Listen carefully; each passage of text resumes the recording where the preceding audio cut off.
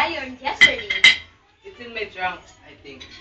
Some of them needs darning. Do you want some more rice? No, I need to hurry because we need to finish blowing in the south field. You know, it's Sunday tomorrow.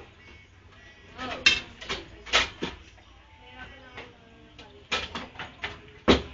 I'm finished. Here's the key of my trunk. You look pale and tired. What did you do this morning? Nothing. Maybe because of the climate. Oh, I see. It's really hot.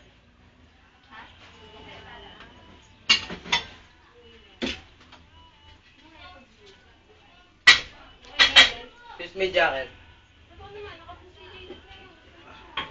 Why don't you go to sleep? I will go now.